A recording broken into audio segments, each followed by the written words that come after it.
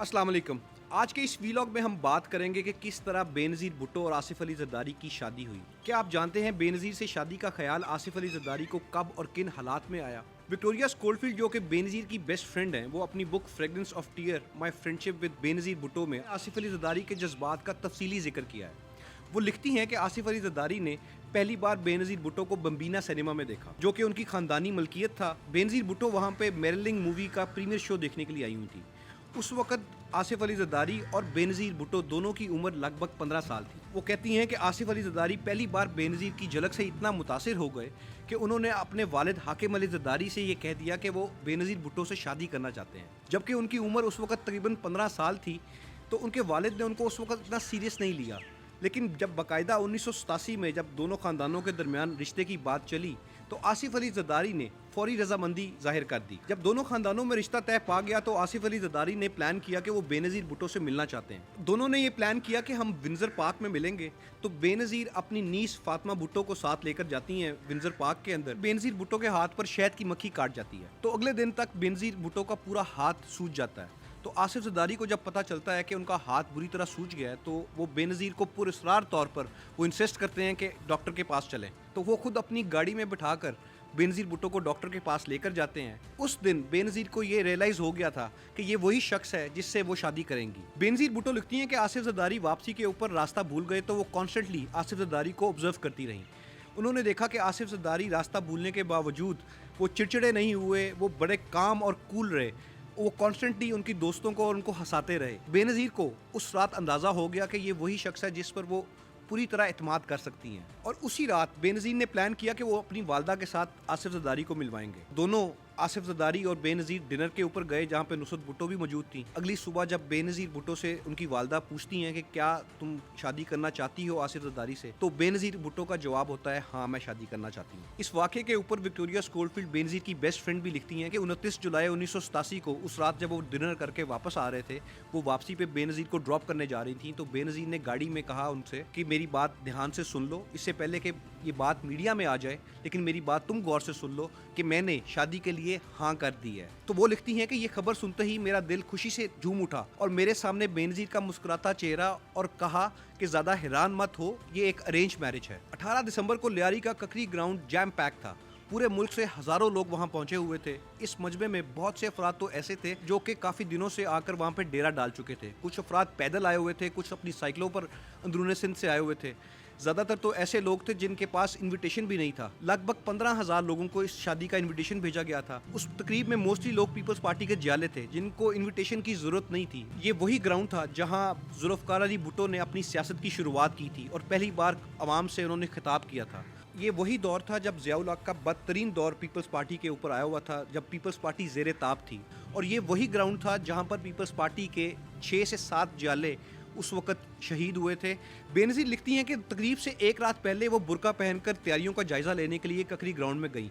वहाँ पर 50 बाय 40 का स्टेज लगा हुआ था और वहाँ पर एक खदशा ये था कि ज़ियाउल हक की गवर्नमेंट कहीं लाइट ना ऑफ कर दे, तो इस सिलसिले में उन्होंने जनरेटर का बैकअप भी रखा हुआ था। बेनज़ीर और आसिफ अली ज़रदारी के अहले खाना के लिए स्टेज के दोनों इतराफ कुर्सियाँ लगाई गई थीं। पीपल्स पार्टी के परचम जैसे सुर्ख और सब्ज़ रंगों वाली लाइट्स हज़ारों की तादाद में लड़ियाँ वहाँ पे लटकाई गई। बेनज़ीर भुट्टो के वालिद जुल्फ़िकार अली भुट्टो की एक बहुत बड़ी पेंटिंग सजाई गई जो लाइट से जगमगा रही थी। बेनज़ीर भुट्टो अपनी किताब में लिखती हैं कि ककरी ग्राउंड में लाखों में से हज़ारों मेहमान ऐसे थे जिनके पास शिरकतनामे का दावतनामा भी नहीं था, क्योंकि 15,000 दावतनामे सिर्फ उन लोगों को दिए गए थे जो कि मार्शल लॉ के दौरान जो लोग कैद हुए थे, उन फैमिलीज़ को भेजे गए थे। वो कहती हैं कि मुझे ये तवक्को ही नहीं थी कि ककरी ग्राउंड के अंदर 1 लाख तक लोग जमा हो जाएंगे। खुद को मेरे भाई और बहनें समझकर आने वालों ने महसूस किया कि उन्हें इस तकरीब में शिरकत के लिए किसी दावतनामे की ज़रूरत ही नहीं है।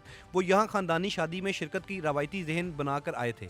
हर तरफ डोल और डांडियों की आवाज़ें थीं। ख़वातीन खुशी के आलम में खूब गा बजा रही थीं। दरअसल बेनज़ीर और आसिफ ज़रदारी का निकाह एक दिन पहले हो चुका था। इस अवामी इस्तकबालिये से एक रात पहले 70 क्लिफ्टन के अंदर निकाह की तकरीब हो चुकी थी और प्लान ये बना था कि एक फैमिली के लिए इवेंट होगा और एक अवाम के लिए होगा। तो अवाम के लिए ककरी ग्राउंड चूज किया गया था। वो कहती हैं कि 70 क्लिफ्टन पर आसिफ ज़रदारी के रिश्तेदार बारात की शक्ल में मेहंदी का एक थाल साथ लाए, जो कि मोर की शक्ल का था। उस पर मेहंदी के साथ मोर के असली पर भी थे। आसिफ बारातियों के ऐन दरमियान चल रहे थे। उनकी बहनों ने उनके सर पर शाल तानी हुई थी। मुझे इस बात पर खासी तसल्ली हुई कि वो पैदल आए थे, क्योंकि एक रात पहले बेनज़ीर भुट्टो को आसिफ ज़रदारी ने ये धमकी दी थी कि वो अपने पोलो के घोड़ों के ऊपर बारात लेकर आएंगे। तो बेनज़ीर भुट्टो कहती हैं कि ये देखकर मुझे तसल्ली हुई कि वो आसिफ ज़रदारी घोड़ों पे नहीं आए, वो पैदल आ रहे हैं अपनी बहनों के साथ। वो कहती हैं कि मेरी एक करीबी रिश्तेदार आंटी ने मुझे तेज़ चलने से रोका और कहा कि धीरे से चलो।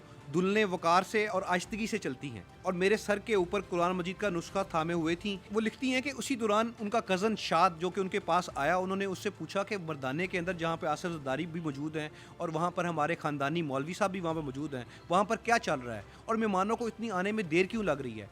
उस दौरान उनके कज़न शाद ने उनसे सिंधी में पूछा कि मंजूर आहे मतलब कबूल है। तो उन्होंने कहा कि वहाँ पर क्या चल रहा है। तो उन्होंने फिर दोबारा कहा कि मंजूर आहे।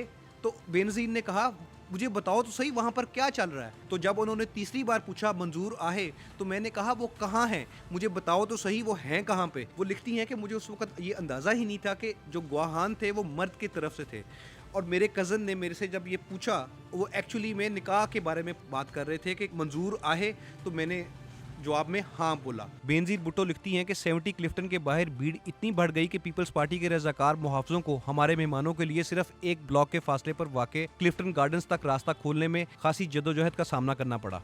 इसी तरह 1 घंटे बाद जब हम ककड़ी ग्राउंड में अवामी इस्तकबालिये के लिए रवाना हुए तो रास्ते में सड़कें भी नेक तमन्नाओं के इजहार के लिए जमा होने वालों से भरी हुई दिखाई दी।